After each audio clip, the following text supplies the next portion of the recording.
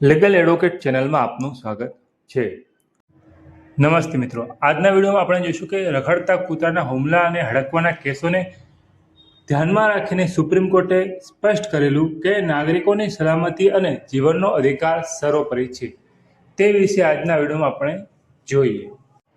દેશભરમાં રખડતા કૂતરાઓના હુમલા અને હડકવા વધતા કેસોને ધ્યાનમાં રાખીને સુપ્રીમ કોર્ટે રખડતા કૂતરાઓના આતંક અને હડકવાના વધતા કેસો અંગે 19 મે 2026ના રોજ એક ઐતિહાસિક અને ખૂબ મહત્વપૂર્ણ ચુકાદો આપ્યો।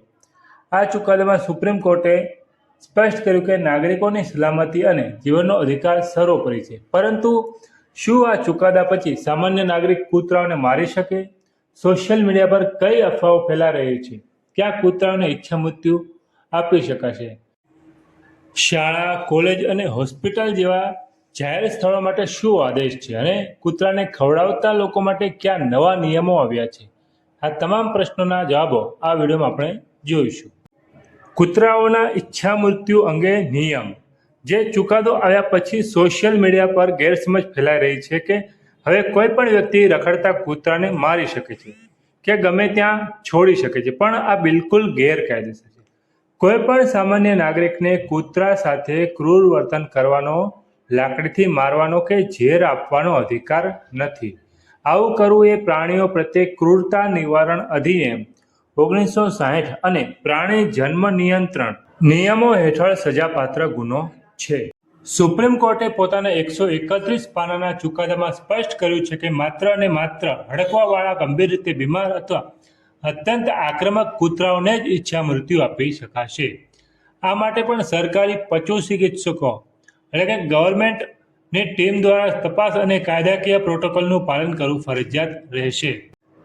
જાહેર અને સંવેદનશીલ વિસ્તારો માટે કડક આદેશ આપ્યા છે, જેમાં કોર્ટે આદેશ આપ્યો છે કે શાળા, કોલેજ, હોસ્પિટલ, રમતગમત સંકુલ, બસ ડેપો અને રેલવે સ્ટેશન જેવા ભીડભાડવાળા કે જે જગ્યાએ વધુ ભીડ થતી હોય તેવી જગ્યાએ સંસ્થાકીય વિસ્તારોમાંથી રખડતા કૂતરાઓને તાત્કાલિક દૂર કરવા પડશે।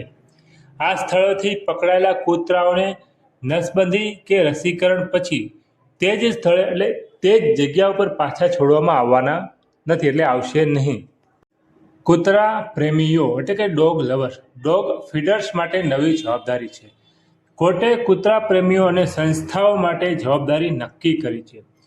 જો કોઈ વ્યક્તિ કે સંસ્થા શૈક્ષણિક સંસ્થાઓ કે જાહેર પરિસરમાં કૂતરાઓને ખવડાવવા કે જાળવવા માંગતી હોય તો તેમણે સંસ્થાના વડાને સોગંદનામું રજૂ કરવું પડશે અને નિયમોનું પાલન કરવું પડશે।